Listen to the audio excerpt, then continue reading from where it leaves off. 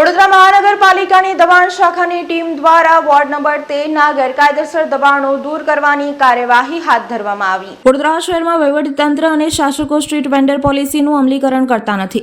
લોકોની રોજીરોટી પણ મહત્વની છે અને શહેરના રસ્તાઓ ખુલ્લા રહે અને વાહન ચાલકો રાહદારીઓને મુશ્કેલી ન પડે તે મહત્વનું છે, પણ આ માટે વચગાળાનો માર્ગ કરી કોઈની રોજીરોટી ન છીનવાય અને રસ્તા પણ ખુલ્લા રહે તેવી કામગીરી આયોજન કરાતું નથી, જેથી અવારનવાર લારી ગલ્લા ધારકો તથા દબાણ શાખા વચ્ચે સંઘર્ષ સર્જાય છે અને દબાણ દૂર કરવાની કામગીરી અસરકારક રહેતી નથી। જો યોગ્ય આયોજન સાથે લાંબા ગાળાનું આયોજન થાય તો દબાણ શાખાની જરૂર જ ન રહે, પણ આવું થતું નથી। શહેરમાં દબાણ શાખાની કામગીરી માત્ર નામ પૂરતી જ દેખાય છે।